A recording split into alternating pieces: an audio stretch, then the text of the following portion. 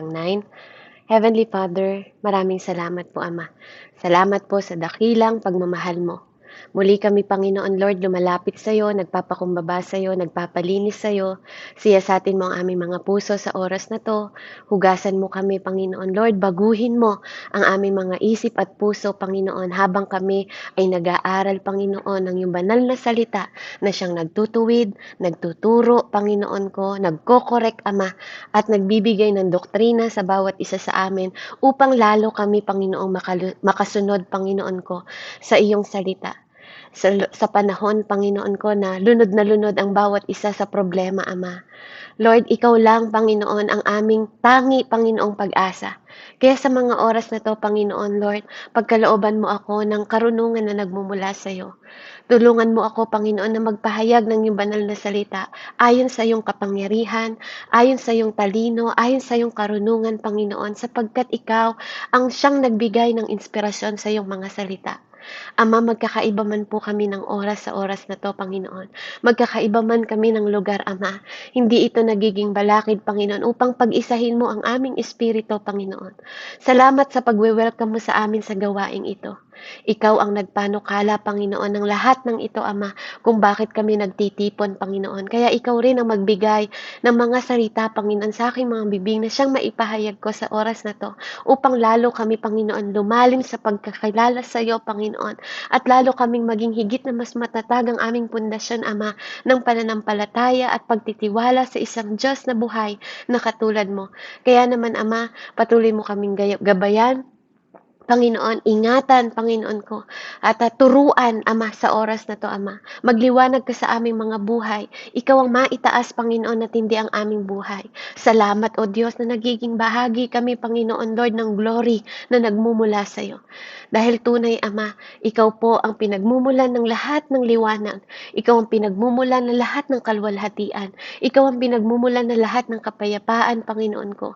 At ikaw rin ang pinagmumulan, Panginoon, ng lahat ng kaligtasan. Purihin ka, dakilang Ama, banal, Diyos na makapangyarihan sa lahat. Salamat po sa iyong bugtong na anak na si Jesucristo. At salamat sa gabay patnubay ng banal na Espiritu. Ito po ang aking samot dalangin, O Diyos, sa pangalan ng Diyos Ama, Anak at Espiritu Santo. Salamat sa katagumpayan ng gawain ito. In Jesus' name, Amen. Amen. So tayo po'y dumako sa Psalm 27 po. Basahin ko po muna sa English and then basahin po ni ate sa Tagalog. Na po? Psalm 27. King James Version po ang gamitin natin. Verse 7 po hanggang 9. Hear, O Lord, when I cry with my voice, have mercy upon me and answer me. When thou said, seek ye my face, my heart said unto thee, thy face, Lord, will I seek. Verse 9, hide not thy face far from me. Put not thy servant away in anger. Thou hast been my help. Leave me not, neither forsake me, O God of my salvation. Tagalog po.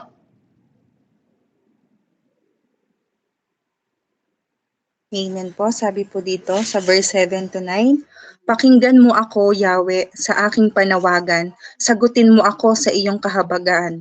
Nang sabihin mo, Yahweh, lumapit ka sa akin. Sagot ko'y, nariyan na ako at kita'y sasambahin. Huwag ka sanang magagalit sa akin ang iyong lingkod. Huwag mo sanang palayasin. Tinulungan mo ako, Diyos ng aking kaligtasan. Huwag mo po akong iwan at huwag pabayaan. Amen po, sis. Amen. Purihin po ang Panginoon. No? So, ang topic po natin, how to feel the present, how to, di ba ang ano po natin, third week po natin sa ating topic na how to be in the presence of the Lord daily. Amen?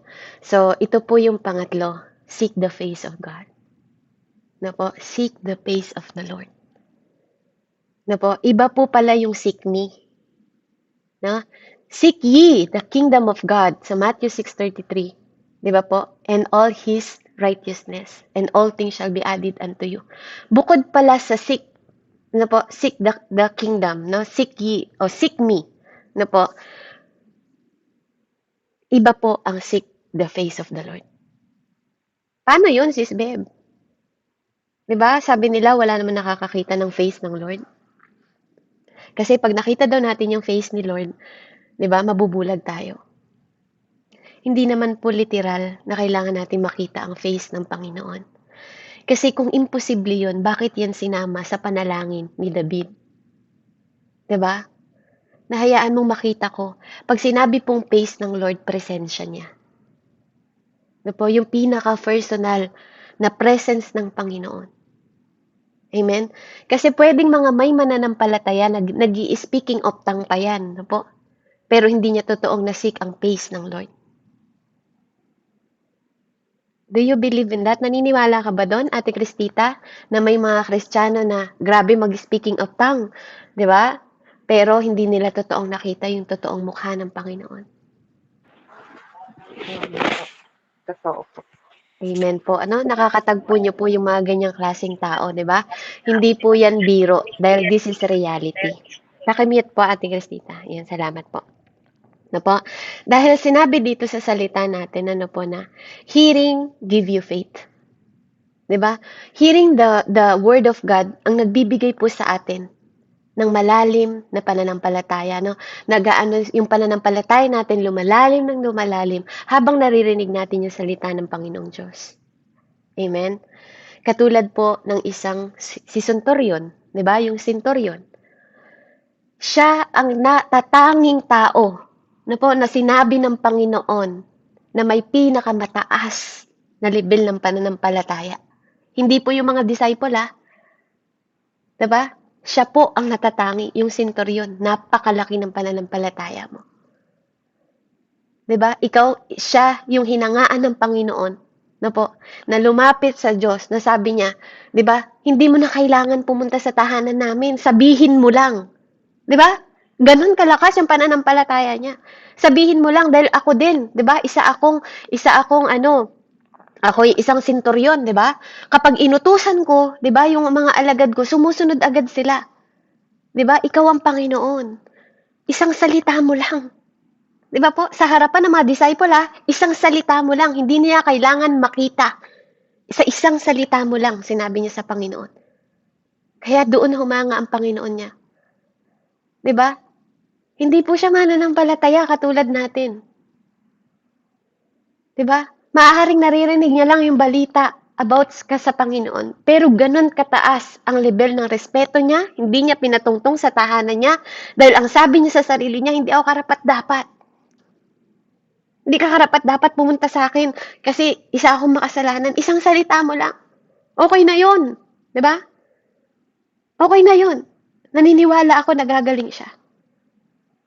Wala pa akong nakita, sabi ng Panginoon, mismong siya ang nagsabi, wala pa akong nakita na katulad ng pananampalatayang meron ka. Ibig sabihin, kasama niya yung mga disciple, hindi niya nakita yung ganong klaseng pananampalataya. No? Tinuturuan niya yung mga disciple niya kung paano, pero hindi niya nakita yung ganong klaseng pananampalataya. Nawa, mag-manifest po yung ganong klaseng pananampalataya sa atin. Na kahit word lang, sa pamamagitan ng panalangin natin, naniniwala tayo na may magaganap. Naniniwala tayo na may mangyayari. Naniniwala tayo na may gagawin siya. At naniniwala tayo, amen, na tutugunin niya yung ating mga panalangin. Kaya kapatid, maniwala ka sa Diyos na tinatawag mo. Sa bawat panalangin, amen, na sinesend natin sa Kanya. Dahil in that faith, sa faith na yon, napiplease natin ang Diyos. Amen? Kaya tayo patuloy na nag-aaral ng salita ng Diyos, hindi po tayo pwedeng tumigil. Kasi kapag tinigil mo ang salita ng Diyos, parang tinigil mo na rin yung pagkain mo araw-araw. Ganon siya kahalaga. Ganon siya kaimportante. Sabi po sa Matthew 4:4, hindi lang sa pagkain, 'di ba? Physical na bubuhay ang isang tao, kundi sa bawat salita na lumalabas sa bibig ng Panginoon. Amen? At ikaw yun. Ikaw at ako, pinili ka ng Panginoon. Hindi totoo na hindi sinishare ng Diyos ang kanyang glory. Hindi totoo yun. Hindi totoo na hindi sinishare ng Lord ang kanyang glory. Kasi ikaw at ako gagamitin ng Diyos para sa kanyang glory. Uulitin ko po, hindi totoo na hindi sinishare ng Lord ang kanyang glory. Dahil ikaw at ako, gagamitin ng Panginoon para sa kanyang glory. Si Lord, ginamit niya si Moises para sa glory niya, para makilala siya ng Egyptian, para makilala siya ng Paraon. Ginamit niya si Moises. Naging bahagi si Moises ng glory ng Panginoon, kaya naluwalhati ang Panginoon kasi kailangan niyang gamitin si Moises para ipakita sa tao, sa mga Israelita, na may kaya siyang gawin. At sinamahan niya si Moises. Amen? At si Moises mismo ay humiling siya na makita ang Panginoon. At hindi rin siya pumayag na huwag siyang samahan ng Panginoon. Kahit pa nililid siya ng Diyos. Pwede pala yun, kapatid. Pwede palang i-direct ka ng Panginoon, ito yung pupuntahan mo, James. Pero pwedeng hindi ka niya samahan. Na po? Kaya kung hindi ka sensitibo, Lord, naintindihan ko na yun yung binibigay mo sa akin, direction at leading. Pero Lord, pwede bang i-guidance mo ko? Samahan mo ko. 'Di ba? Pwede pala yun. Kasi alam nyo, ganito yung ginawa ni Tatay Moises. Ito yung hiniling niya sa Lord. Na alam ko, naunawaan ko na nililid mo ko doon. Pero kung di mo ko sasamahan, right now, sabi niya, tigilan na to. Wag na lang. 'Di ba? Wag na lang. Amen? Kaya, tingnan po natin sa Exodus 33:11 po hanggang 17.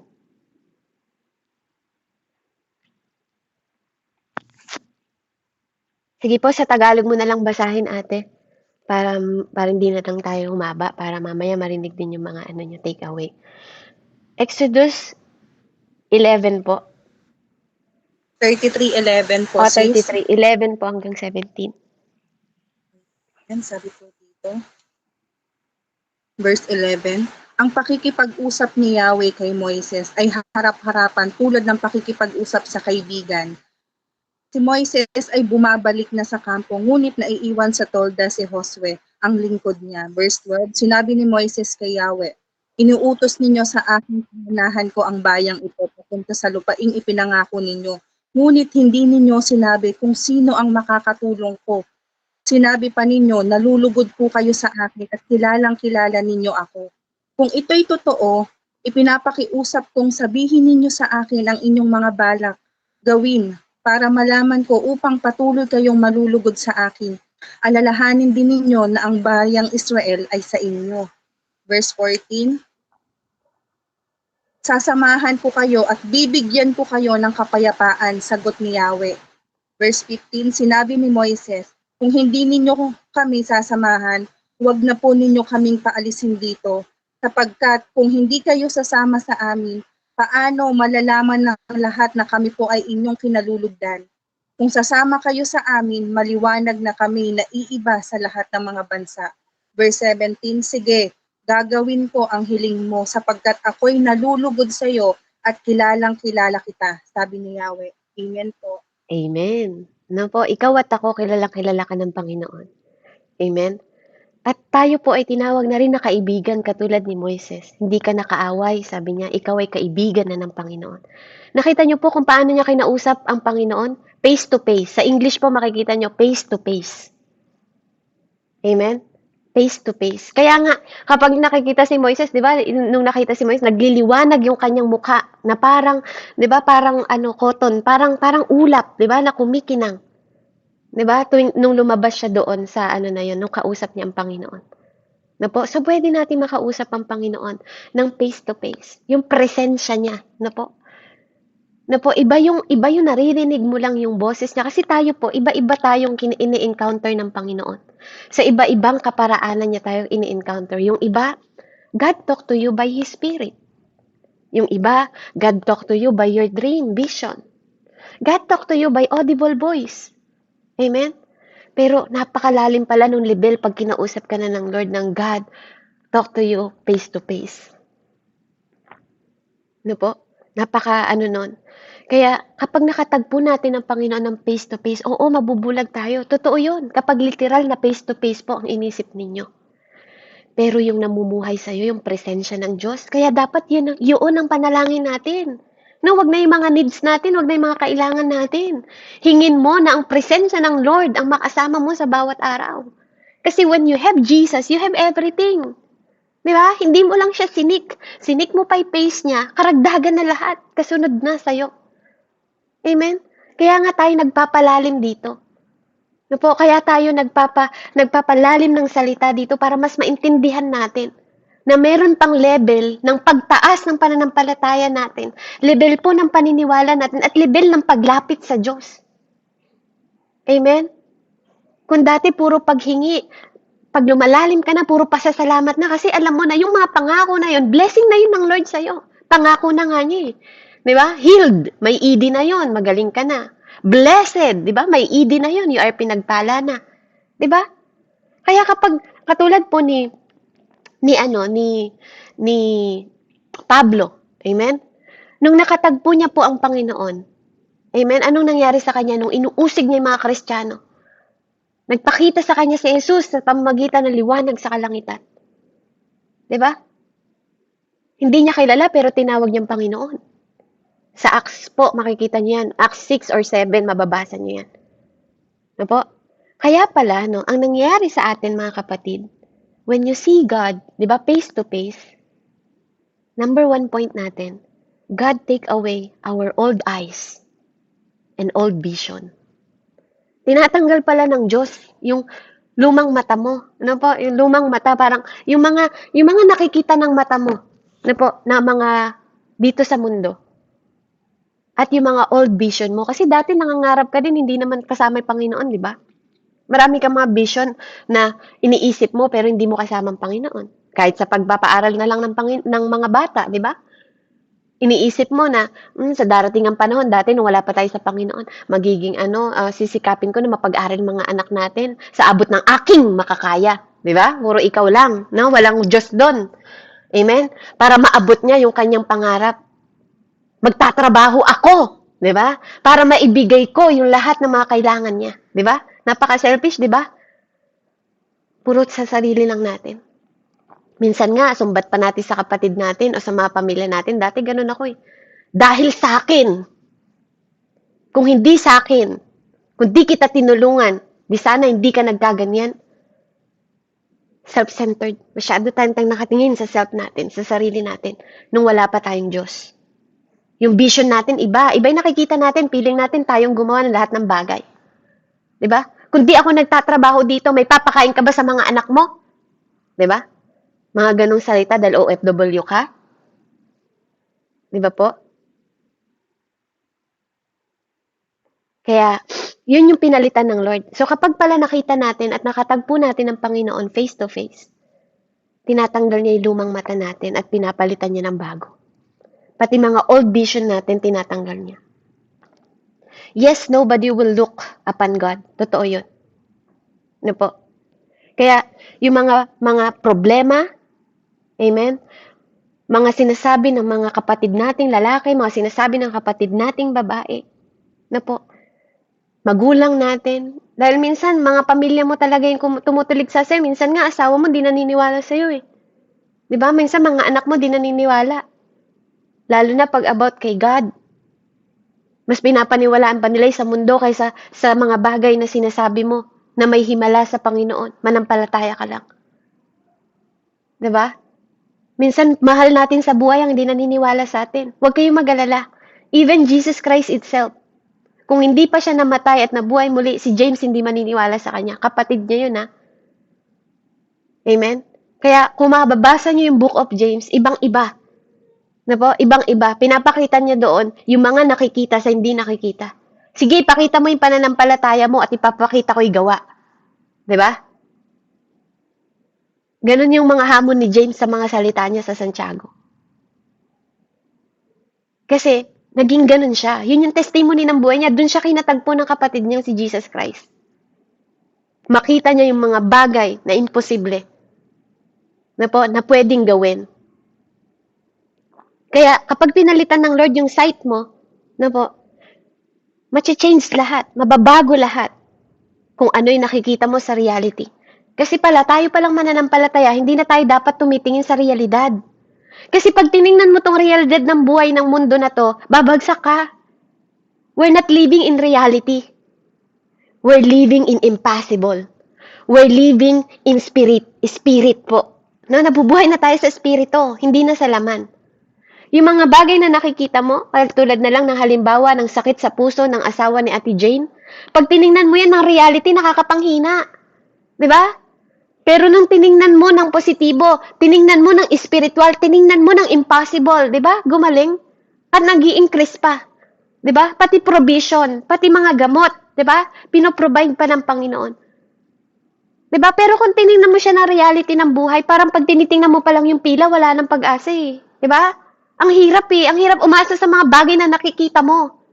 Hindi po ba? Pag yung ganun ang vision mo, pag ganun yung mata mo, ang hirap. Ang hirap umasa na, grabe, ang laki ng utang ko. Paano ko ito mababayaran pag tinitingnan ng mata mo? Pero pag tiningnan mo by the Spirit, Lord, sinabi mo, nothing is impossible. Diba?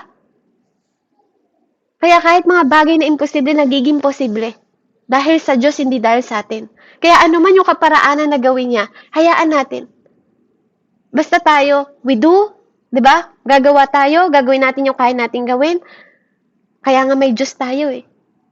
Kasi yung mga bagay na hindi natin kayang gawin, isinasubmit natin sa Kanya. Amen? Because God is not reality. Pag tiningnan mo siya sa outlook life, di ba? It completely change kapag ikaw ay nanampalataya sa Panginoon. Kapag di ka tumitingin sa mga reality sa mundong ito. Pahanap nga po ate yung Luke 1:19. Amen po. Luke 1:19 po.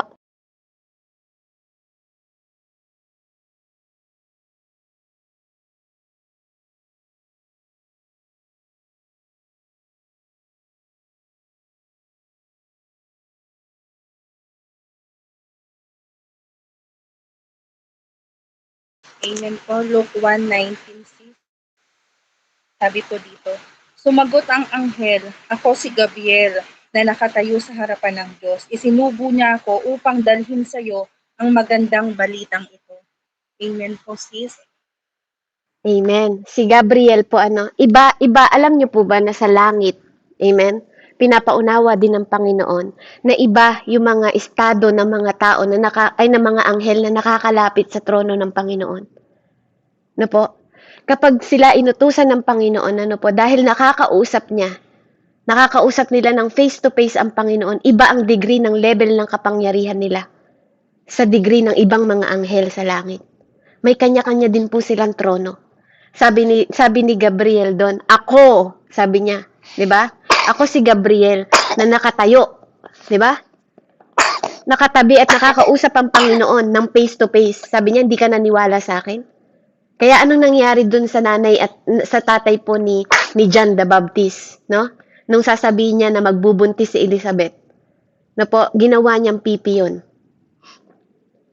Ginawa niyang pipi dahil hindi siya naniwala sa pagpapahayag at pagpaparating po ng anghel. Hindi niya sinabing dahil sa Panginoon ha, siya mismo ang nagdesisyon dahil hindi ka naniwala sa akin, ako na lingkod ng Diyos.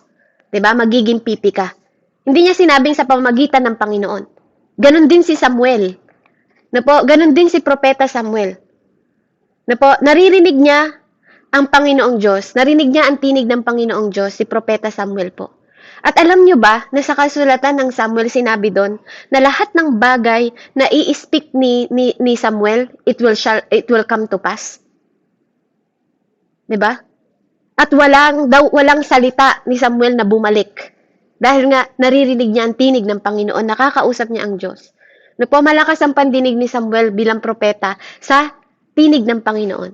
Pero alam nyo ba na tinawag siyang seer? He calls seer, no? Nakikita niya ang Diyos. Tinawag siya na seer na po ng Panginoon.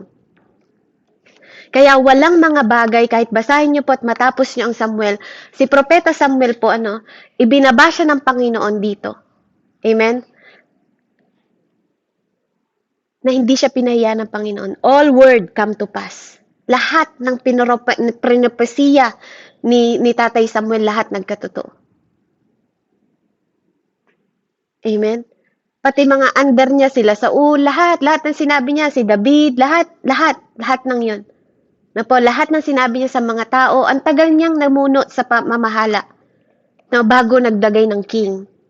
At lahat yon po naging maayos sa under po ni Samuel. Amen? Hanggang dumating na nga ang pagsuway ni Saul. Na po? Hanggang i-anoint po si David. Na po? So, pinag-uusapan lang natin dito because, di ba, that's how you carry the very presence of the Lord. Yun yung nangyayari sa atin kapag we seek the face of God. Kapag sinisik natin yung face ng Lord, amen? Hallelujah. Second point natin, the presence of God is what separate believers. Kapag nasa iyo ang presensya ng Diyos, amen? Kapag ikaw sinik mo at tunay na sinik mo ang face ng Panginoon, amen, sineseparate ka niya. Kaya may mga tao na tatanggalin niya yung mga kaibigan mo, di ba? Tatanggalin ng Lord yung mga tao hindi nakakabuti sa'yo. Iaalisin ka ng Lord sa lugar kung nasaan ka. Di ba? Kung ang dati mo mga kaibigan, mga chismosa, tatanggalin ka nun kasi hindi ka niya pwedeng gamitin ng may mga ganong klaseng tao sa paligid mo. Amen? Kasi pupundasyonin ka ng Panginoon. Huhubugin ka ng Panginoon. Kaya kailangan mong matutunan ang paglakad sa presensya ng Diyos. Amen? At pwedeng maaaring balikan mo sila kapag matibay ka na sa pundasyon mo. 'Di ba? Pwede mo balikan yung mga tao na 'yun. Dahil maawat mahabag ka sa kanila. 'Di ba? Everybody can feel the spirit of God. No? Kapag gusto ng Panginoon, pwedeng bawat isa sa atin maramdaman natin ang espiritu ng Panginoon. But the presence of God, no po, hindi lahat ng tao nakakaranas po ng presensya ng Panginoon. Marami pong mga tao nagsasabi, ay, napil ko yung anointing. Napipil ko yung anointing ng Panginoon sa akin. Napil ko yung di ba, yung mga ganyan na mga salita. Napil ko yung presensya ng Panginoon. Di ba, narinig ko yung salita ng Diyos. Ang sabi ng Panginoon, marami pong mga taong ganon na nagsasalita na sa panahon natin. Pero maging masiyasat po tayo. Kasi hindi po lahat talaga nararanasan nila ang presensya ng Panginoon. Because the presence changed you.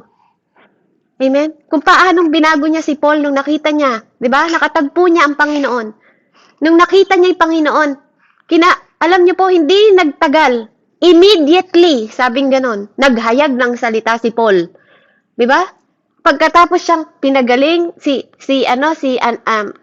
Ananias, anong pangalan nga ng matanda po, Si Ananias, kung di ako nagkakamali, Ananias po, ang inutusan ng Panginoon na kinausap sa panaginip. Pareho silang kinausap sa panaginip. No, halos magkasabay silang kinakausap. Amen? At after no na mabautismuhan si Pablo, 'di ba? Pagkatapos yung maging kriminal, 'di ba? Patayin yung mga Kristiyano, 'di ba? Matalino kasi siya eh. Nag-aaral din siya, alam niya din yung lumang tipan. Kung merong pinakamatalino, no po, hindi natin matatalo si Tatay Pablo noon sa pag-aaral sa Bible. Kaya nga tinutuligsa niya yung mga kasi ang nakikita niya lang yung mga bagay na realidad. Pero hindi nila nakita, 'di ba, kung paano kumilos ang grace ng Panginoon sa mga Kristiyano noon. Kaya kailangan magpakita ng Panginoon kay Pablo. Amen? Para hindi mapahamak yung mga anak niya. 'Di ba? Kaya ikaw minsan tayo, 'di ba, nung nasa panahon tayo ng mga peligro, ng mga panahon na magulong-magulo yung buhay natin, 'di ba? Kinatagpo tayo ng Panginoon. 'Di ba? Hindi naman lumapit ang Diyos sa'yo. Lumapit ba yung Diyos sa'yo? Jane, ako, si Jesus. Ganun ba? Nung nakilala mo yung Diyos? Hindi naman, 'di ba? May taong nilapit sa'yo. May taong umabot sa'yo para makita mo yung face ng Lord o maramdaman mo ang presensya niya. May ginagamit ang Diyos sa inyo. Hindi po tayo basta lang, 'di ba? Hindi tayo basta po nakatagpo sa Panginoon. Marami pang mga bagay na dumaan sa buhay natin bago tayo kinatagpo ng Panginoon. Dahil may timing ang Diyos. Kaya nga, when you feel the presence of God, di ba, it will change you. It will make you completely different person. Kung paanong nag-completely na different yung buhay ni Pablo. Amen? Kung paano po siya naging Pablo, 'di ba? Kung paano siyang sumunod sa Panginoon, kung paano pong nakita, 'di ba, natin kung paano siyang sumunod. Sabi nga nagpaalon siya sa dagat, 'di ba? Nakita niyo yung mga sakripisyo ng consequence ng lahat, 'di ba? Nung pinili siya ng Panginoon, alam ng Lord na mangyayari yan lahat sa kanya.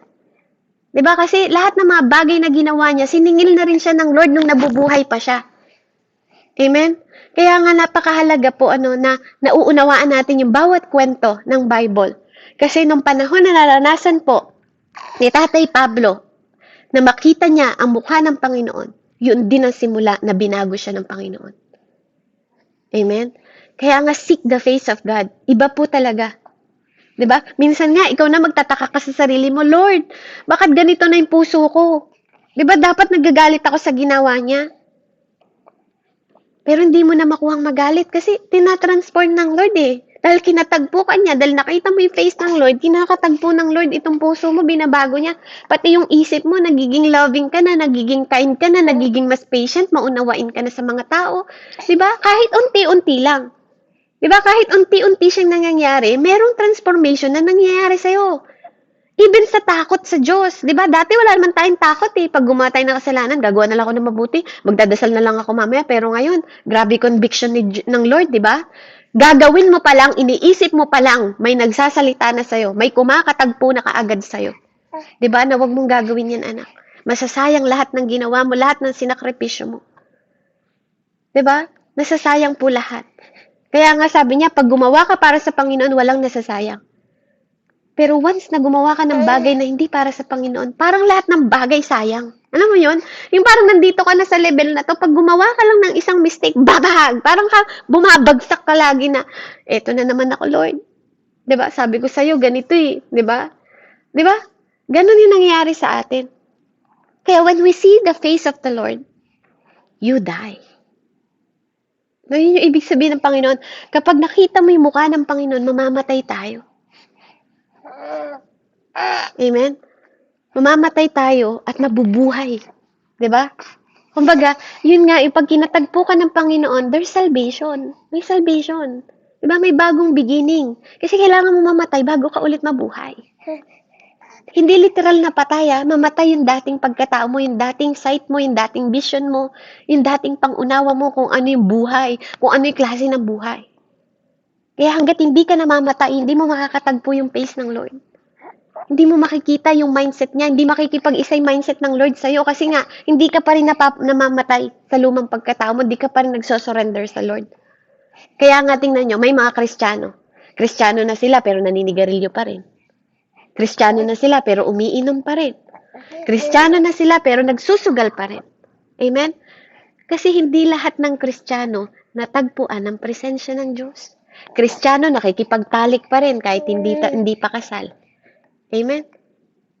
Diba? Alam niyo po, kayo po ang makakasagot niyan dahil kayo nakakasalamuhan niyo yung mga tao din sa church at nakikita niyo sila. Kristiyano nagmumura pa rin. Diba? Pero sinasabi nila they are Christian. Diba? Kaya hindi lahat po nakasik ng face ng Lord. Kaya ito yung pinag-aaralan natin Lord. Once you seek the face of God, talagang yung transformation po, mababago sa'yo. Amen? Kaya babaguhin ka ng Lord. Kasi nga, natagpuan mo siya. Amen? At mararamdaman mo yun dahil makikita mo yung presensya ng Panginoon sa buhay mo at sa lahat ng bagay sa paligid mo. Kasi katulad ng pangako niya kay Moises, sige, sasamahan kita. Diba? Kasi totoo yun. Pag sinasamahan tayo ng presensya ng Panginoon, doon nakikita yung glory ng Diyos sa buhay natin. Kaya nga sabi ni Moises, kung di mo ako sasamahan, paano makikita? Alalahanin mo, Panginoon. Diba? Alalahanin mo, Panginoon. Tao mo tong mga to. This is your people. Kaya nga sabi ko po sa inyo, ang matagumpay na ministeryo, kung gusto mo magtayo ng ministeryo, ibigay mo sa Diyos lahat ng burden. Amen? Lahat ng burden sa Panginoon. Kaya nga si Solomon, tingnan mo, napaka-wisdom niya. Panginoon, bigyan mo ko ng wisdom para mapamunuan yung mga people mo. Binibigay niya kasi people mo to. Kayo din. Hindi ko kayo tao. 'Di ba? Kayo, anak ng Panginoon, tayong lahat, 'di ba? Anak tayo ng Panginoon. Kaya lagi ko rin Panginoon, panalangin sa Panginoon na Lord, 'di ba? Wag bigyan mo ko, bahagian mo ko ng wisdom para may ituro ako sa mga pinili mo, sa mga anak mo.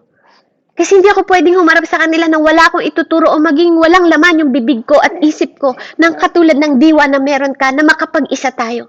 Na mas makilala ka namin ng higit kaysa kahapon sa bawat araw. Amen? It's not my ministry. Lagi kong sinasabi, hindi ko yan ministeryo. Ministeryo ng Panginoon. Lahat ng ministeryo na pinanghawakan natin, lahat yan, ministeryo ng Panginoon. Diba? Namatay na nga yung iba po na nagtatag yan. Pero nandyan pa rin ang ministeryo. Kasi lahat tayo pwedeng maglaho. Lahat pwedeng mapagod. Lahat pwedeng bumigay. Pero hindi pwede. Hindi mapapagod ang Espiritu Santo. Nagagamit siya ng ibang tao pag ayaw mo na magpagamit. Diba? Hindi dahil namatay na si Tatay Danilo, titigil ng ministeryo. Merong nagpapatuloy. Amen? Diba? Dahil lahat tayo nilikha para sa Diyos, para sa Kanya. Amen? Lahat ng ministeryo na yan, lahat ng authority na yan, para sa Kanya. Amen? Kaya nga tingnan nyo kung nabasa niyo po yung buhay ni Samson, yung mga magulang niya, sila Manoah at saka yung kanyang nanay, na po, makikita niyo yan sa kwento nila, sa Judge, na merong anghel silang pinakain, na po, na hindi nila alam na ang Panginoon pala yun. Sabi ni Manoah, na po, para di tayo humaba, sabi ni Manoah, sabi niya, pwede ko po bang malaman yung pangalan ninyo? Natapik ko na din po ito. Pwede ko po bang malaman yung pangalan ninyo? Sabi niya. I am wonderful, sabi niya. Hindi mo na kailangan malaman ang pangalan ko. Dahil ang pangalan ko ay kamangha-mangha. Hindi ba pangalan ng Panginoon yun? Kamangha-mangha. Amen? Kaya, ang gusto ko lang mag-alay ka, sabi niya. Mag-alay ka para yung amoy, no? Ganun pala yun. Yung mga tupa noon na inaano nila, yung amoy ang inaano ng Panginoon. Na lumilipad sa langit na ganyan. No, habang nagsunog sila ng kanilang alay, yung anghel na yon, yung tao na yon na nakausap nila nawala din. Sabi niya, nakita natin ang Panginoon. Sabi niya sa asawa niya. Sabi naman ng asawa niya. Sabi niya, kung nakita natin ang Panginoon, di sana patay na tayo ngayon. Sabi niya. Tapos tingnan mo, tinanggap niya yung alay natin. So, ibig sabihin, sabi niya gano'n, tinanggap niya yung alay natin. Hindi tayo patay. Amen? So, ibig sabihin po lang doon, di ba? Tayo po, no? Pag nakakatagpo natin ang Panginoon at ang presensya ng Lord ng face-to-face, namamatay yung ating physical, namamatay yung ating denying our own self po, no? Yung ating mga gusto, yung ating mga vision na luma, yung mga pangarap natin na hindi po kasama ang Panginoon, yun po yung mga namamatay. Pero yung mga bagay na spiritual, no po, yun yung mga nabubuhay sa atin. Kaya itong si Manoah, no po, at saka itong asawa niya, pinagbuntis niya nung araw na yon, nung pong panahon na yon, pagkatas nilang mag-alay, ay si Samson. No, binilin sa kanila na wag iinom, papahabain yung buhok niya, wag puputulin, wag kakain ng mga dugo. Amen? Kaya yun yung kwento ni Samson. At ito po yung mga magulang niya na nakatagpo nila ang Panginoon. Kaya nga, di ba, last week, tinapik natin si Samson, na akala natin hindi nakasunod si Samson, pero binasa niyo po, mismong ang Diyos ang nag-ano sa kanya ng mga bagay na ginawa niya para maibagsak, di ba, ang pamumuno nung panahon ni Samson. Na parang may pagsuway siya, pero ang Diyos po ang naglagay sa puso niya noon. Hindi siya naging pasaway. Sinunod niya lang ang gusto ng Diyos. Amen? Hallelujah. Purihin ng Panginoon. So, kaya nga tayong mananampalataya po, tayo pong mananampalataya, there is two servant. Dalawang klaseng servant ang makikilala nyo sa mga mananampalataya. Una, katulad po ni Abel at ni Cain. Amen? Sino pong nakakaalam dito? Anong trabaho ni Cain? Ate Billie Jean, alam mo ba kung anong trabaho ni Cain?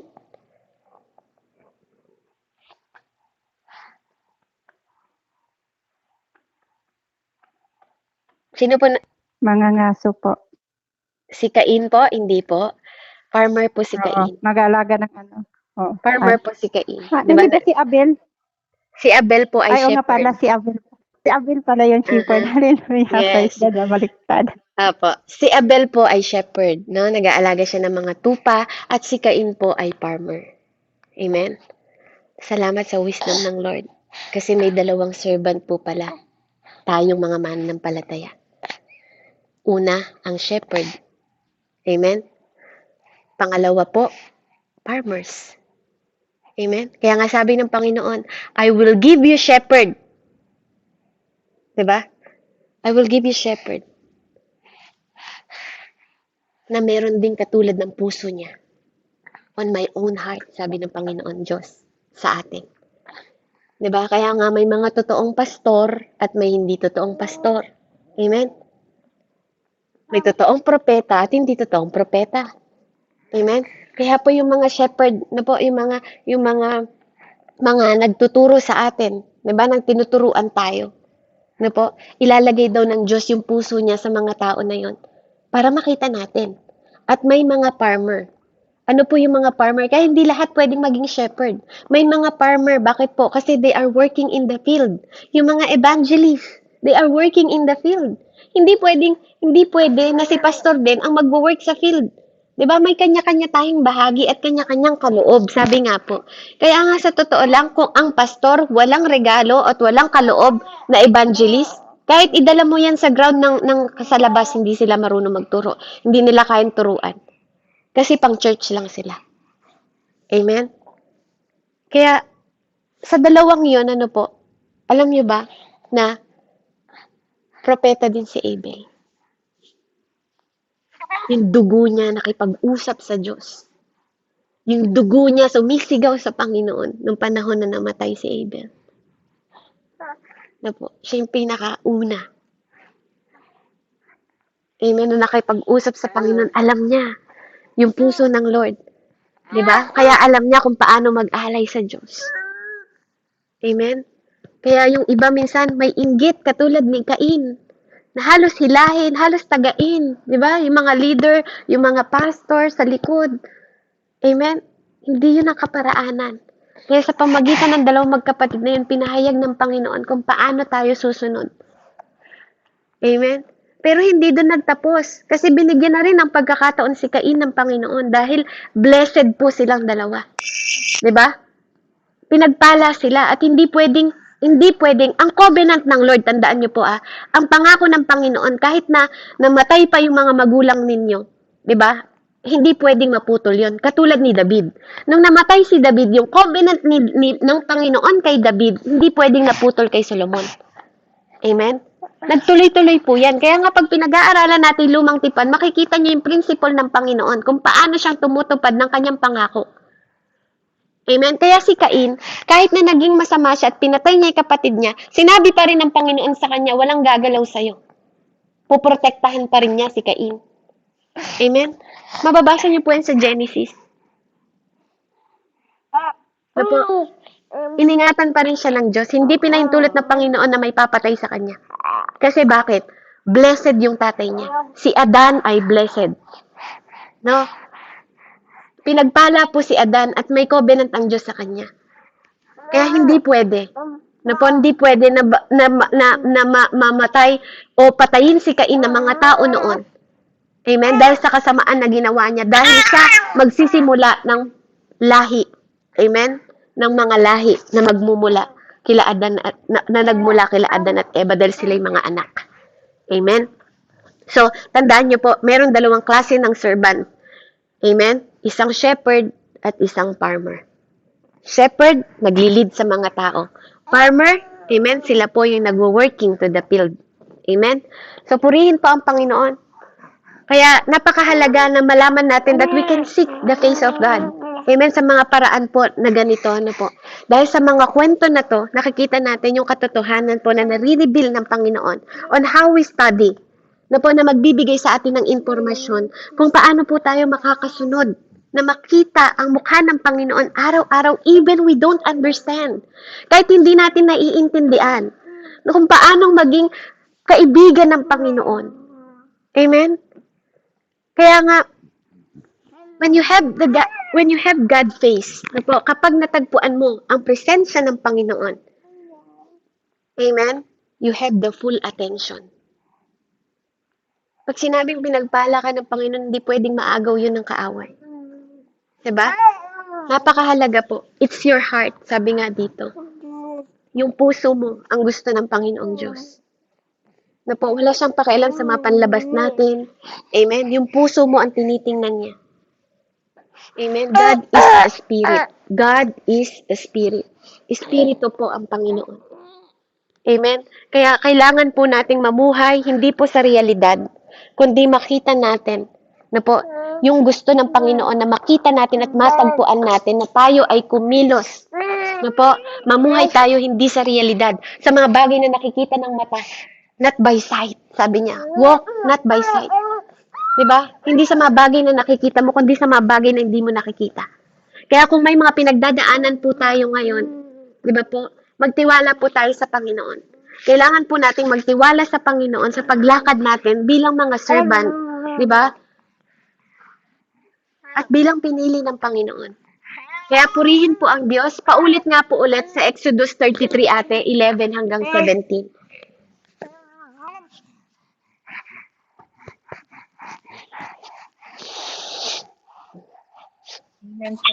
Yung kanina po, yung 12 to 70. 11 po hanggang 17. Sige po, sabi po dito sa verse 11. Ang pakikipag-usap ni Yahweh kay Moises ay harap-harapan tulad ng pakikipag-usap sa kaibigan. Pagkatapos, si Moises ay bumalik sa kampo, ngunit naiiwan sa tolda si Josue ang lingkod niya. Amen. Verse 12, sinabi ni Moises kay Yahweh, inutos ninyo sa aking pangunahan ko ang bayang ito papunta sa lupaing ipinangako ninyo. Ngunit hindi ninyo sinabi kung sino ang makakatulong ko. Sinabi pa ninyong nalulugod po kayo sa akin at kilalang kilala ninyo ako.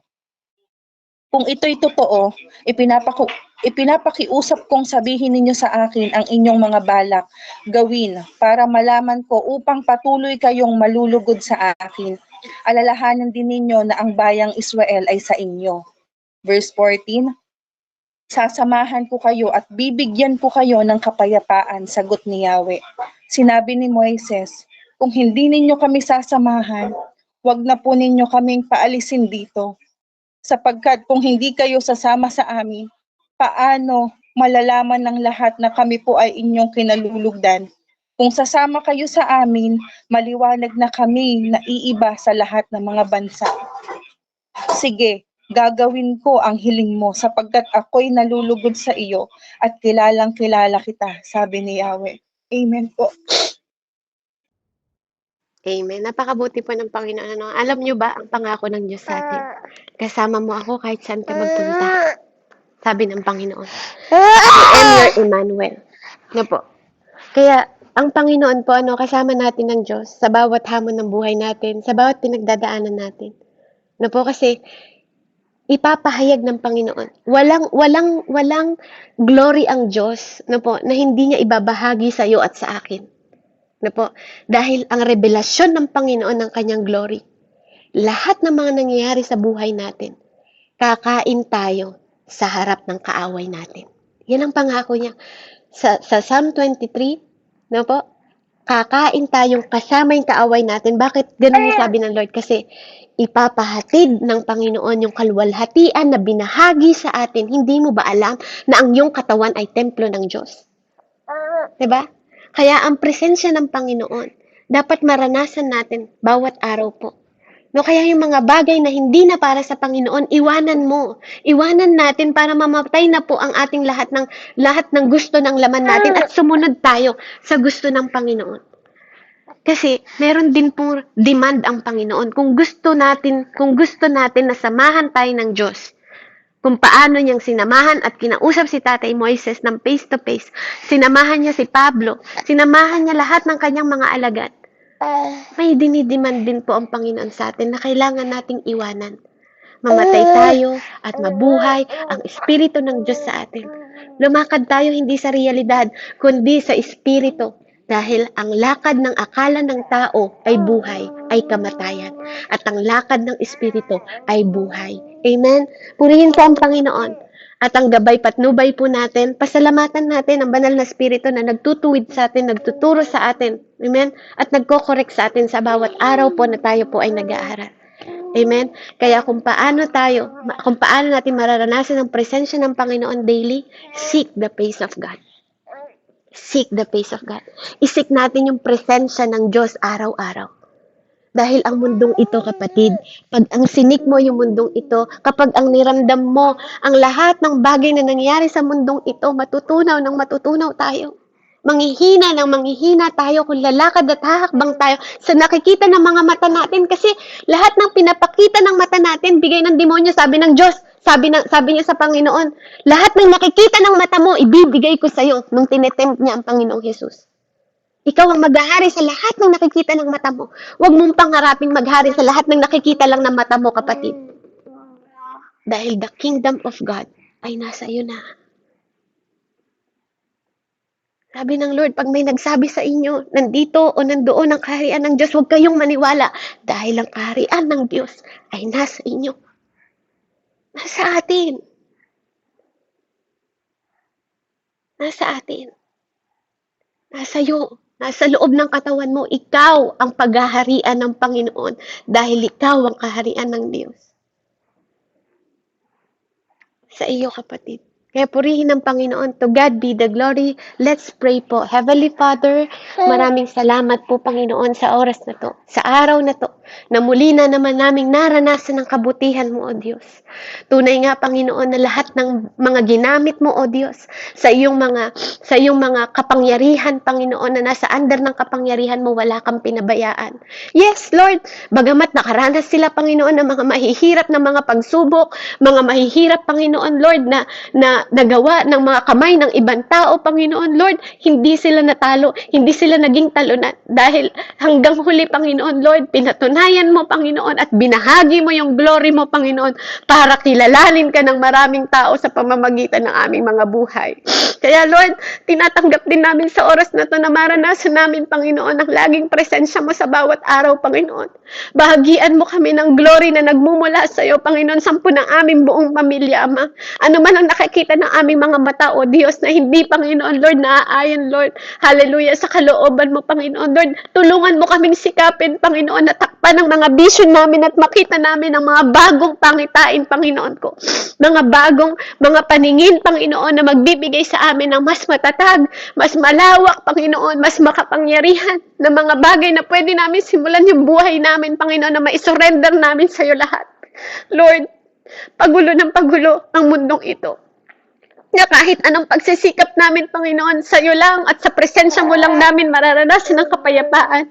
Kaya katulad ni Moises, Ama, dalangin din namin, Panginoon, na samahan mo kami, i-lead mo kami, i-guide mo kami, i-direct mo kami sa lahat ng tutungtungan na aming mga paa. Pamahalaan mo kami, Panginoon. Ikaw po ang maghari sa amin, Panginoon, at magturo sa amin, O Diyos, sa pangalan ni Jesus na aming Panginoon. Kaya naman, Ama, purihin at dakilain ka, O Diyos, sa pangalan ni Jesus. Ito po ang aming samot dalangin. Panginoon, maranasan nawa ng bawat isa sa gawaing ito ang presensya mo, O Diyos, na malaya, Panginoon, naming matatanggap, Ama. Hallelujah, sa bawat isa na nandito sa loob ng gawain at sa kanilang buong pamilya, na sila po, Panginoon, ang magliwanag, O Diyos, sa kanilang mga pamilya, Panginoon, maging ilaw at asin sila, O Diyos. In the mighty name of Jesus, I pray. Amen and amen. Purihin po ang Panginoon, and to God be the glory po. Salamat po. Amen. Salamat sa buhay mo, Ate Beverly. Sige po, palakpakan po natin